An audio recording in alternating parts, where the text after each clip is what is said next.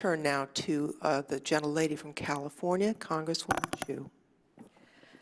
Well, Ranking Member Smith questioned Mr. Colbert's expertise as a witness. However, I would like to point out that in the past, Republicans have had witnesses such as Loretta Swit, who played Hot Lips Houlihan from MASH, to testify on Crush videos, and that Republicans invited Clint Eastwood to testify before Congress about ADA lawsuits, and Republicans also invited Elmo to talk about music education at the House Appropriations Subcommittee on Labor, Health, and Human Services.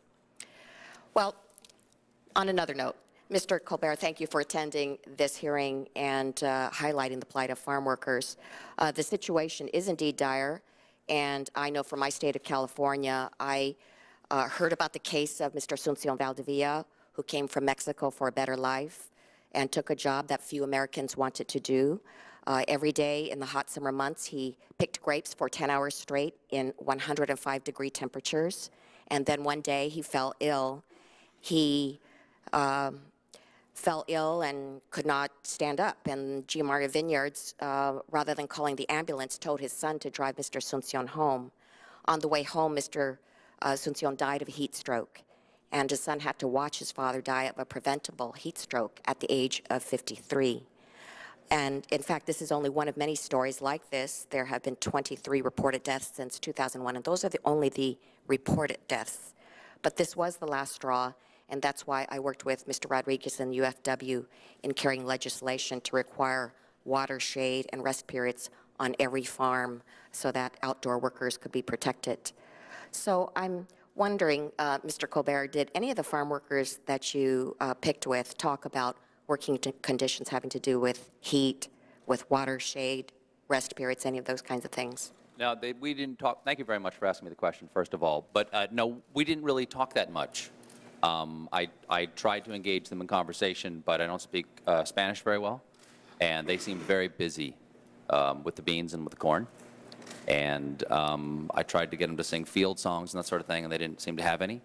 And so I never really found out about what their working conditions were like in terms of what medical was applied, what medical services were available to them, or what health care was available to them, or what kind of breaks were available to them. They seemed to be working the entire time. Did you experience any of these issues pertaining to heat? It was very hot. That's what's a yes. It was hotter than I like to be. And considering the conditions, why would any American worker want to work on jobs like this? I don't know if Americans would or would not want to work on jobs like this. I believe that Americans are tough. I agree with the congressman that Americans are tough and they do tough jobs. It's not a job I want to do, and not a lot of people took Mr. Rodriguez up on his offer. And it seems from the statistics that my researchers found that there is a lack of labor in parts of the United States, and that seems to say that Americans don't want to take these jobs, but I don't want to say definitively that they won't. Mr. Colbert, you could work on so many issues. Why are you interested in this issue? I like talking about people who don't have any power. And this seems like one of the least powerful people in the United States are migrant workers who come and do our work but don't have any rights as a result. And yet we still invite them to come here and at the same time ask them to leave. And that's an interesting contradiction to me. And, you know, whatsoever you do for the least of my brothers, and these seem like the least of our brothers right now. A lot of people are least brothers right now because the economy is so hard, and I don't want to take anyone's hardship away from them or diminish anything like that. But migrant workers suffer and have no rights.